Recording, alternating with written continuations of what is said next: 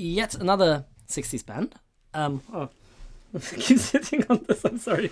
Don't that's give the light switch to the dyspraxic kid. That's the Animals were a band that we weren't in that sense crazy about the way that we were crazy about the Beatles and the Stones. So what we normally did, I think I didn't even know what all the band members were called, for me example. neither. Definitely not.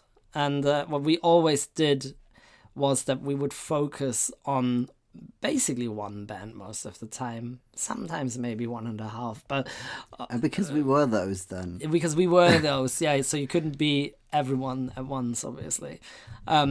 So the Animals were a band that we musically really liked. They also have this very bluesy edge, so they also did a lot of the blues standards, which we liked.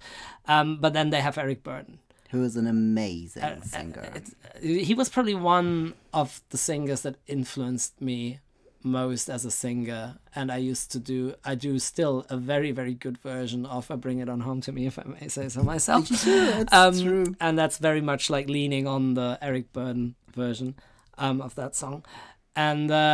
And they had a couple of very, very strong songs that we also identified with as far as the lyrics went.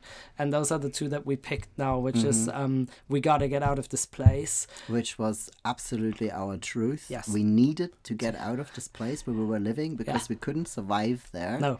It was just so toxic for us to be there, and that's also why we were living in the 60s and we were doing these people. So we were taking ourselves out like 100% out of the society that we needed to get out of. Yeah, so we got to get out of this place if it's the last thing we ever do. Yeah.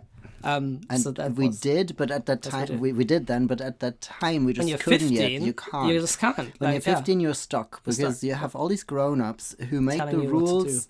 And so that the only thing you can do when you're 15 and you feel like you got to get out is that you can only get out within yourself. So you have to create like a bubble that you can go into because you can't leave physically. Yeah.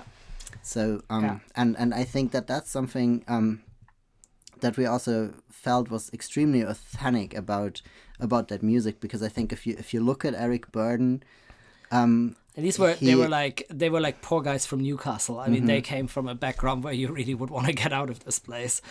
And I think if you watch him perform in the 60s, it's incredible because he is the way he stands there so stiffly and unmoved, but you just notice that inside of him there is so much movement and motion, and then sometimes he just like has this little outburst. He has these tiny motions where you just somehow feel, or at least that's how I felt. I don't know anything about the man, but back then I just very much interpreted it that way, that there was so much going on inside, and that he was basically like in this bubble, that he was this shell in a way, and it was all inside, and his singing is this outpour, breaking absolutely out of that uncontrolled. I think he's also one of these singers, maybe the most extreme version actually of singers where, you know, they open their mouth and they maybe themselves don't know what's going to come out. He says that himself. There's actually an interview with Eric Burdon where he talks about that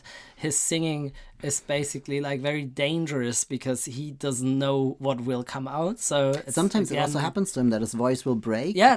Sometimes he opens his mouth and there's nothing coming out. And it's just amazing. It's so raw and so powerful. Absolutely amazing vocalist. Yeah. We got to get out of this place. Take it in.